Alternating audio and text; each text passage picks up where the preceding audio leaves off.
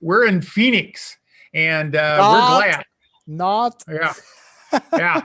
If you live anywhere but Phoenix, apparently it's winter for you because it's all over. I got a good friend who's has family and friends in the Dallas-Fort Worth area, and oh my God, those temperatures and the snow, crazy. Houston, I think they're going to be without power for like a couple more days for like a couple of million people down there. So anyway, so our sympathy and empathy goes out to all of you. Welcome to this week's episode, and here along with the rest of my crew, Dieter Staudinger, Diane Hansen, and Eric. I almost said Eric Hansen. Eric Larson. Eric Hansen. It's another Danish. Are you Danish or Norwegian, Eric?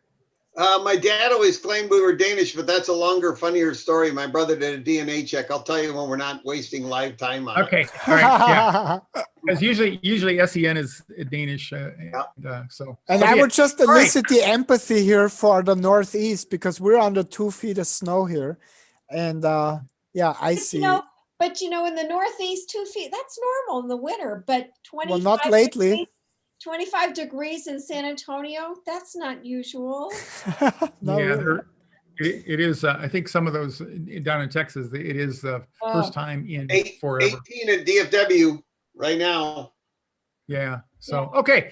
So moving right in, first thing we want to do is welcome you. Second thing we want to do is invite you to join our Fearless Flight Birds of a Feather group. You can see it pop up on the screen there with the link down there. If you haven't joined, please join. The numbers are growing. We don't want to leave anyone behind. Speaking of the Fearless Flight Birds of a Feather group. Yeah, Dieter has some people who've been, just to show you how active people are. Take it away, Dieter. Yeah, we got Marissa, big shout out and celebration. Marissa, one of our Fearless Flight Birds of a Feather members. She's you guys, I flew and I didn't even have anxiety. So if that seems like far out for you still, stay tuned, stay connected, because Marissa actually took the time while she was flying and created a blog about it. And I will put the link to the post in our Facebook group. I'll put it in chat, and then you can go afterwards and watch the video of her experience. And it's really, really cool. So, and then make a comment, let us know where you're at, and maybe ask her some questions, because you'll see there's already a bunch of comments there as well. So that's really cool. And what here's how I learned over the 32 years from you. So you guys are the teachers out there. So it's when you provide comments to us and feedback, and we were just noticing people are much more willing to comment on someone who's in pain and suffering, probably because they identify with it, than when somebody does good. I'll tell you what to do with the people like Marissa here. Say, how did you do it? Okay, and get that dialogue going there. And I just wanted to prove that, she's behind the face mask. We know she's smiling, not because she told us, but because she has a Duchenne smile. Look that one up on Google there, right? You can't fake a Duchenne smile. So we know it's Very legitimate. True. Very true. Okay. All I right, got the wrinkles to prove. So, okay. All right. Moving right along. Okay, so we're going to talk about, what are we going to talk about tonight? We've got how to overcome the fear of flying, chapter 4. We're all the way up to chapter 4 in the How to Overcome Fear of Flying book. We got a couple of inputs, which we totally love from you all out there. And any questions that come up and we can fit into the program tonight, we will do that as well. Mm-hmm. We're going to move now into the book and review that tonight. The topic, for those of you who haven't purchased the book, take a look over there. And now you can use all of these recent shows here if you want to kind of whet your appetite, and then go over and take a look at the book on Amazon there. It is a great resource, if I do say so myself. We got a lot of positive feedback on it, and it's not too deep, not too technical. We didn't want that. We wanted something that would get you into it and improve the chances of you actually reading it. And you can pick it up. You can read it any place you want. You can start in chapter 13 or chapter 5, wherever you want to start there, and you'll be able to follow right along. So, anticipatory anxiety. That's our topic for this evening. And in chapter 1, we talked about the fact that our mind has a mind of its own, I like to say. It kind of does what it wants, particularly when it's related to anxiety. And it's our nature to worry. We were born to worry. Chapter 2, we talked about the force that drives our mind, that is our thinking. And that's what we're going to talk about tonight in terms of anticipatory anxiety. Chapter 3, we looked at what activates your amygdala or your fear center. And we describe that as affectionately as the triggers that activate your amygdala. And tonight you're going to learn that if you can think it, you can worry about it. And we'll talk about how we can do something about that. So anticipatory anxiety, I got the little caveman going for us there. It was there, our ability, for some reason, I have that slide after this. 46 is the one. There we go. Okay, good. Okay, yeah. So the little caveman signifies that, or symbolic of the fact that our fear is the limbic system is what drives anxiety, and that's the most primitive part of our brain's system. And it wasn't until later that we evolved this higher part up here, the prefrontal cortex. And with that came some hope. And the hope was that we could now do some things. We trained as our brain evolved, it helped us look for patterns in our environment and save them in case we needed them down the road, right? I mean, so if you see something out there, you could store that away. And of course, the main function of the brain is to ensure our survival. As we began to think about the future, we began to anticipate both positive and negative elements. It doesn't really matter, but as we talked in before, we use those patterns to seek pleasure and avoid pain. And as we pointed out before, we're biased to look for negative things. And so that's why given in a heartbeat, you're going to be biased to think about negative things and fearful things and things that make you anxious. And so and from that became is where we got our essence to worry. This is a quote out of the book, and it's to remind you that thinking a thought has nothing to do with the likelihood of it happening. And we've got one of our questions from one of our followers here tonight that will show you how that works in real life for people. So thinking a thought has nothing to do with the likelihood of it happening. The fact that you feel like you're in jeopardy has no correlation between any actual jeopardy or danger you might be in. But try to tell that to your worrying self.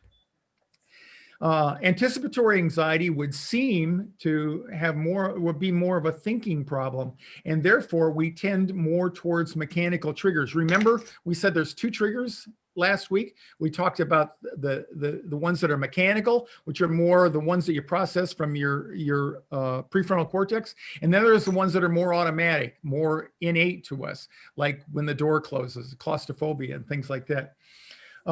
So anticipatory anxiety really is about thinking and worrying about something that perhaps isn't worry worthy. The solution, therefore, would be to more education. So that's why you want to stick with us. You want to keep looking for things that will educate you about fear, about airplanes and flying. And if you know more about flying and aviation, then you can anticipate what's coming up rather than be a victim to your anticipatory anxiety.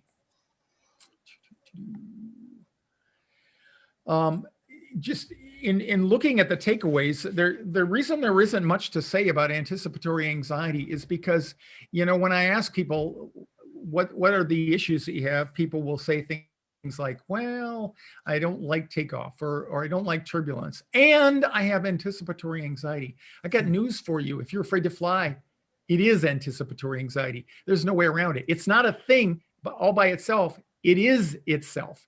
Okay, it's part of the whole issue. And because of the way we're designed, the reason we have anticipatory anxiety is because of this brain that's always looking to keep us protected, and it doesn't distinguish between a real or imagined threat. So the way through anticipatory anxiety is read the other 12 chapters of the book and stay with us. Okay, all right. And I like this quote from Mark Twain. One of my favorite authors. And he said, I've been through some terrible things in my life, some of which actually happened. what better way to sum up anticipatory anxiety than that? Because so many things that we worry about in life will never come to fruition, and we need to find ways to get around that. All right, so next week we're going to be talking about claustrophobia. That's the second most popular area of interest that we get, and we'll bring in some good information out of the book, review it for you, and hopefully stimulate your appetite if you haven't already purchased it. All right, aviation news update. We have a couple of stories in here tonight, or a couple of things came up. This one I found on my own. This first one, it's from Quora, and if you haven't read Quora, I hesitate to even tell you to go over there because you got people like me writing in there, answering questions, and oftentimes you get some really good ones, but sometimes you get some really strange Questionable. things. Off the wall. Questionable, yeah. So Quora is a website, and so the question that this person wrote in on, or wanted to illuminate everybody on, was if a plane crash is imminent, are the passengers informed? Okay. Now, first of all, if I was on an airplane and my pilots came on and said, "Just want to let you, ladies and gentlemen, know that we'll be crashing and dying in 4 minutes." Now, there's always a debate among pilots about, pilots who have been unfortunate enough to be in fatal accidents, what's it like? If you read any of the transcripts like I have from pilots who've actually fatal accidents like that, that they're working on keeping that airplane flying all the way to the end. That's just the way we are as human beings. You would be no different. If you had the expertise and the experience of a pilot, you would do the same thing. So this is a story that this individual, or experience that this individual had in 2000. So quite a while ago, he was flying with his wife and a couple of kids, 10 and 12 years old, and they were flying on Spirit Airlines. Not that makes a real difference. He doesn't speak highly of them, but they were going to from Detroit to LA for a Disney vacation. He talks about where they were sitting and all that. And he doesn't say exactly when, but it's sometime after takeoff. I don't know whether it was shortly after takeoff or in the climb. The pilot came on the intercom, they heard a loud bang, and the plane immediately filled with a white cloud of vapor, so we couldn't see the person next to us. It wasn't smoke because we didn't cough though. So Eric and I were speculating. Let me read the next part. The pilot came on the intercom and said, "Ladies and gentlemen, we've obviously had a malfunction. The smoke will clear very quickly," which it did. He writes in parentheses. "We'll land at the closest airport, which is Grand Rapids, Michigan. Please hold on for more info." All right. So he says everybody was pretty calm for a couple of minutes until the stewardesses began the crash positions talk. So what's the crash position talk, Diane? And he makes a reference later in here that he saw the movie Airport, and I'm not sure he wasn't describing the movie Airplane. Airport had some kind of a legitimate plot line. Airplane was a parody of the movie Airport, and in the movie they say everybody assume the crash positions, and this is worth watching if you haven't. Yeah, so everybody threw themselves around the cabin with legs over the back of the seats, and and their ties askew and all that. Okay. So what's the crash position, Diane? Well, I'm going to have to compose myself here a little bit. You're not helping her. This is going to be difficult.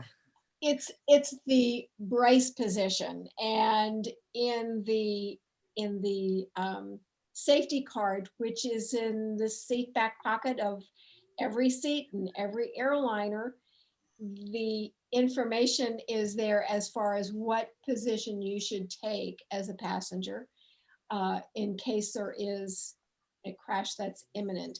And it's a very simple explanation with regard to what is the safest position for any passenger for an impact. I don't want to say it's a crash position, it's a brace position. Yeah, it's a defensive posture. Exactly. It's simply what they have determined through experimentation and trial, what is the safest position for each passenger and each flight attendant that will result in the most positive outcome. And if you were to stop suddenly, that Right. whatever is free on your body, your hands, your head, whatever, your chest is going to be thrown forward if the Right. impact was up front of you. Exactly. So we basically bend over and you put your chest as close to your lap as you can get it. Right. And I would, frankly, I'd grab underneath my legs to make it as tight a package as I could. Right. Okay. Yeah. So it's a precautionary maneuver. It Right. does not mean that death is imminent. No. It's just, we do that. And as we go through this, you'll find out we make decisions as pilots, whether or not we want to do that. And we brief the flight attendants ahead of time. And we have two categories of, to you, it's an emergency, always. To air traffic control, we declare an emergency. But to the flight attendants and the pilots, it's a routine abnormal, or actually we don't even call it, we call it a non-normal procedure. Okay. Right. Yeah. And so while you might think it's a crash position, we're doing that as a precautionary measure because we want to plan for the worst possible scenario would be that for some reason the wheels collapse or whatever, and we come to skid in an unusual or a non-routine manner, and we want to ensure everybody's survival. So that's what they're talking about. So we, like you said, we're always looking at the worst case scenario. It's not that it's going to happen, but we Right. want to prepare for it. And 99% of the time, 99.99, it's not going to happen, but we want to prepare for the worst case scenario. Okay, so pay attention to this part, folks, okay? So a few minutes before landing, the stewardesses began shouting as loud as they could, heads down, emergency position. Diane and I, we talked about this. It's more likely they said, heads down, stay down. Heads down. That's what we stay said. down. And they're just, all they're doing is just putting you in a frame of mind, not to overwhelm you, although it's obviously going to drive your levels of anxiety up, but putting you in the frame of mind and just making sure you stay down until they say not to stay down or it becomes obvious. All right. So they were really serious. And of course, if you're on an airliner and you don't expect anything like that, when they get serious and you have a cloud of smoke in the cockpit and all that, of course you're going to be anxious. Okay. The point is not that they would be anxious. The point is to just do what you're told in those periods of time, because we and the flight attendants, pilots and flight attendants, we've gone through this literally hundreds of times in the simulator. Okay. Why do we do that? So it's not as much of a shock to us as it is to you. Okay. And one of the things that's really important is that we need to immediately institute control as flight attendants. The pilots, Ron and Eric, they're up front and they're flying the plane. And our job in the back is to maintain control. And so if we are yelling or if the passengers perceive that we're screaming, it's because we have to right at that moment establish control of the cabin. And so we're not and they're not using the PA. So right. We're not using the PA. So hold on, guys, for a sec. We got a question that is very Sure. pertinent to the brace position. And the question was, if you do this, won't your head impact into the seat in front of you and your, basically your neck? So that was I thought a pretty good question. It's an excellent question. Good. Yeah. If it's hard enough, No. I'll venture a guess. If it's hard enough to break your neck, it probably wasn't survivable. Right. Yeah. Yeah, I mean that's the thing, and we're trying to make the best out of a bad situation. Okay. So, but Diane, maybe you just wanna. So And I want to your add, head goes between your knees, right? Ideally, right? or- It can go there. It can go like this against the seat. But one of the things that I don't even want to say death on wheels about is stowing your bags and everything you have underneath the seat in front of you. It is incredibly important that there's nothing around your feet if the worst case scenario happens and you have to get out. We don't want anybody we don't want stuff flying around the cabin. And if you've got bags and computers and all kinds of stuff just willy-nilly everywhere, then that provides a real danger. And so we're not kidding when we want everything stowed completely safely and you in your brace position. And that's point one, and point two is when the flight attendants say, make sure your seatbelt is on low and tight. Yes. they mean low and really effing tight. That'll keep your head out of the seat in front of you. Right. And right. I misspoke And because of the particularly for because of the seat pitch. There's not enough room between the seats anymore to go Yeah. put your head in your lap. And particularly for Now children, the position now is like that. can slip underneath a loose seatbelt, and that's real concern. So right along with all these things, for the love of God, when we're giving our briefings, please put down your phones and listen. So they landed successfully. And of course, when they landed, there was nothing. It was a normal landing from a passenger's point of view. The only thing different is they looked out the window and they saw the fire trucks. So when I was flying, one of the things we would make sure that we got to debrief brief the people in back. By the way, this is a routine landing for us. We're going to get priority, and when you look out the windows, you may see the fire trucks, not because we're on fire, but because we want them there. Otherwise, all they're doing is eating or playing basketball, and we want them to come out and actually escort us to make sure that that everything in the airplane is okay, because we don't know for sure what did happen, so we don't want a fire to start or anything like that. And this person then says, and then the real problems began. So you can tell this was a fearful flyer and somebody who hadn't debriefed. The unfortunate thing to me is they weren't able to put all the people together and debrief them. They apparently took the whole day. I'm gonna run through the rest of it kind of rapidly. And he was upset because, a lot of customer service issues. When we get you down safely, that's the name of the game. Okay, whether it was at your destination that you intended to fly to, or whether it was an emergency landing or an unscheduled landing somewhere else, that's what it's all about. So all the rest of the stuff in here he's talking about, he makes up things about this. It was smoke and it was this, and I happened to see a mechanic in coveralls who said he happened to come down and work on the airplane that he thought that he was on. We can't even verify that, but it's all the aftermath that is now expanded. This was 2000, by the way, and this was 2016 was the date in this article. So in the 16 years that happened, he's let that blow into there. If he had written me or Eric or Dieter and asked us, gave us what details he knew, we could have researched that. We could have probably even told him what was wrong with that. When he sounds like he correctly assessed that it wasn't smoke in the cabin, and that's why Eric and I think it may have been at altitude, and they had lost some of the pressurization, and it may have been what happens if you lose pressurization is it forms fog in the cabin, but it's evacuated rather quickly. He didn't say anything about mask or anything, so we don't know. But he makes a statement in there. This guy told me, you can't, an airliner can't fly on one engine. Poppycock. Yes, it can fly on one engine. It can take off on one engine. And if it can't take off on one engine, you can't buy a ticket on it. Okay. So all these things, the point is don't rely on things like this. If you see these things, I'm not telling you put your head in the sand. Give me the link. Send it to us. Eric, I will talk about that, because you need to have all the information that you deserve on that. So enough said about that. The last thing is we had another question. This is from a longtime follower here. And she happened to say, she just saw an article in somewhere. It wasn't this particular picture, but she said, how the heck can you land on icy runways? That makes me think they won't stop. Scares the S out of me. Okay, so what's going on? It's a story that she's telling herself.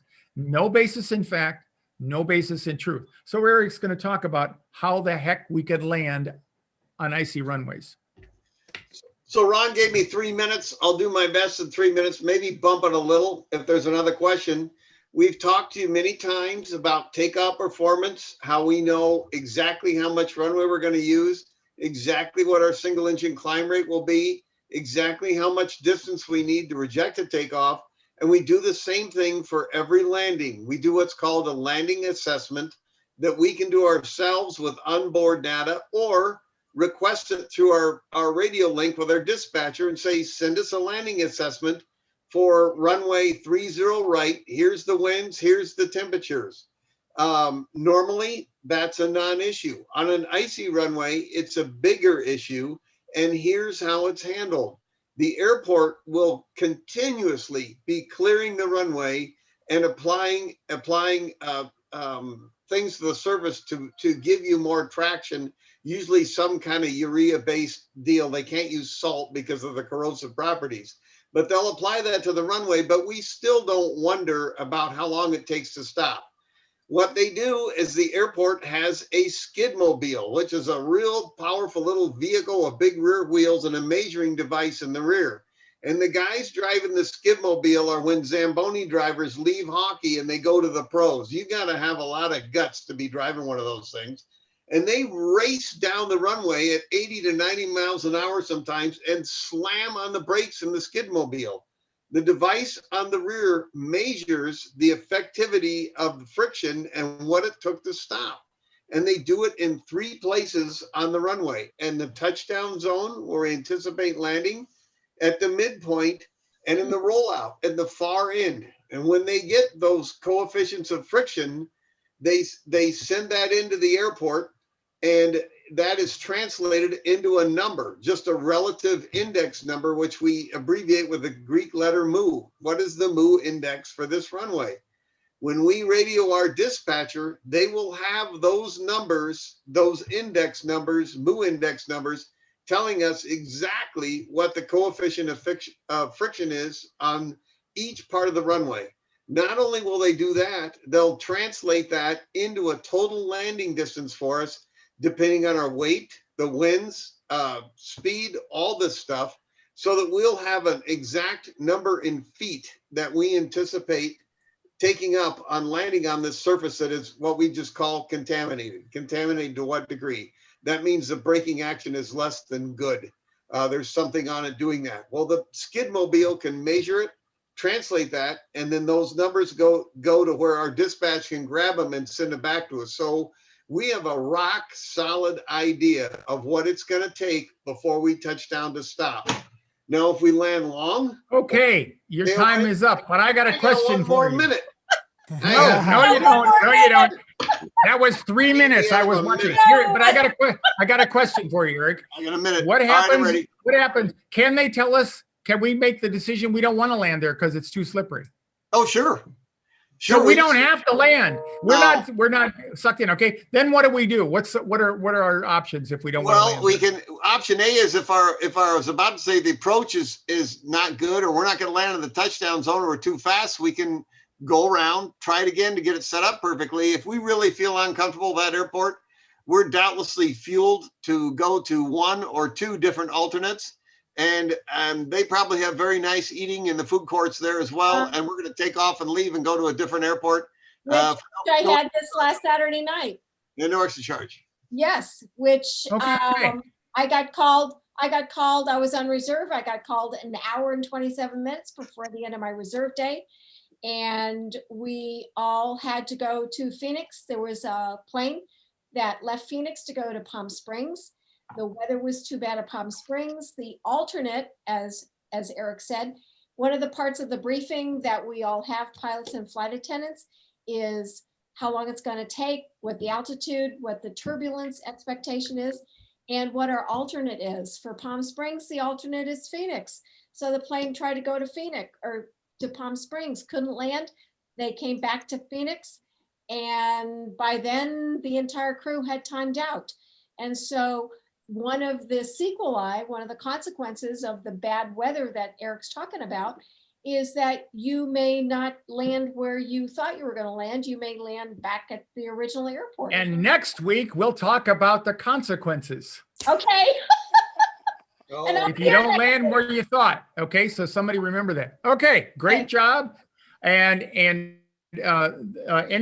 burning questions that absolutely positively we need to answer before we leave? No, we need to absolutely positively make Elaine's statement public, and that is the floor recognizes Captain Eric for 1 more minute. That is I'm gonna double her bribery rate. Yeah, there you go. We should offer her We more love money. We're going to give you 1 more minute next week. All right.